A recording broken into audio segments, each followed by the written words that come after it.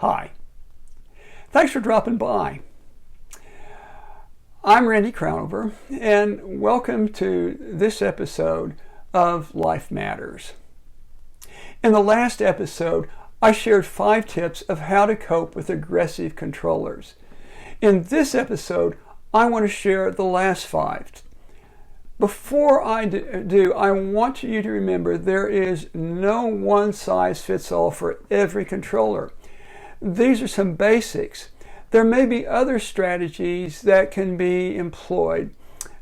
Consider these and get good professional help if you need more. Tip 6. Become a critical thinker. Critical thinking is a habit, not a gift. You develop this habit through the hard work of checking out reality, using critical skills that include testing your prejudice against both supporters and critics of what you think and feel. That means developing a good and trusted perception partner and partners. Perception partners are people you trust who can figure out the truth without using your thoughts and feelings against you or to abuse you. They may not always agree with you, but they will always help you think it through. What's important about perspective partners is that using good critical thinking skills and perceptive partners helps prevent you from getting caught in the traps of aggressive controllers. Tip number 7, wrap yourself in paper.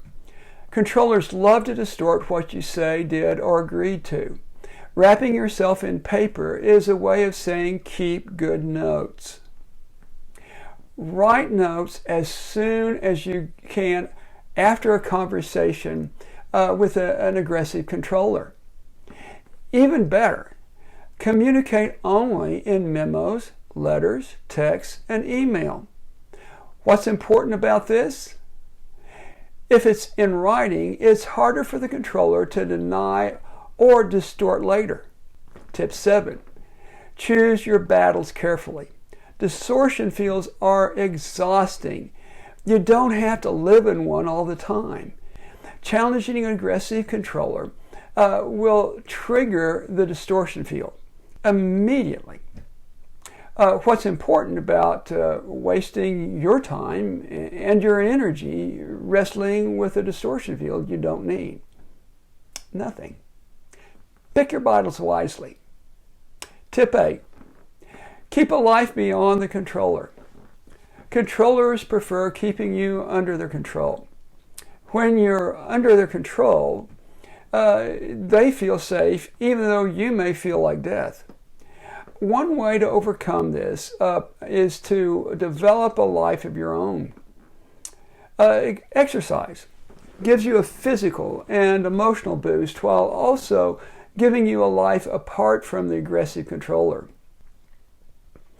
Taking on a hobby can help you develop a sense of life apart from the controller, while also increasing your sense of personal accomplishment and worth. Having friends, especially friends apart from the controller's tribe, can help you keep your perspective. Tip number 9, get good help.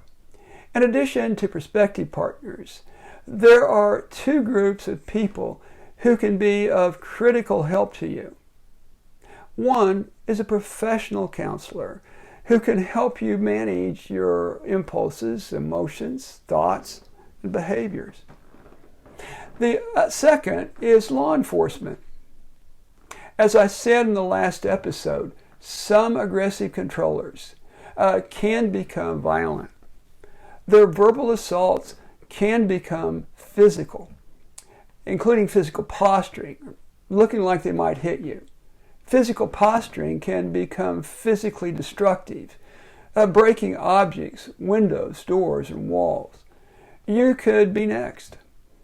Don't become a physical victim. If you're scared for yourself or others important to you, call the police, file a report, and get the report number. You can also seek shelter with a friend or some other safe place away from the aggressive controller until you can stabilize yourself and your life. Tip number 10, be ready to leave. Kenny Rogers once sang a song called The Gambler. The chorus went something like this.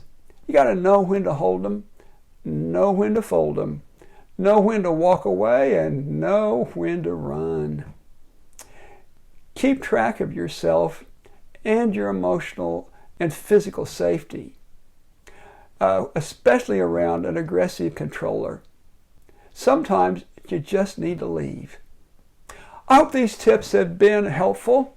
Aggressive controllers are not fun. However, using these tips, you can begin to help yourself manage your life with them. I'm Randy Crownover. I'm a licensed marital and family therapist in Edmond, Oklahoma. If you've enjoyed this episode and want to know more about me, please check me out at randycrownover.com. I hope you have enjoyed this episode and the others. Please hit that subscribe button and the like button at the end and tell your friends about me. Please remember, this episode is for informational purposes only and in no way a substitute for therapy. If you need help, please find a licensed therapist near you. I look forward to seeing you again next week.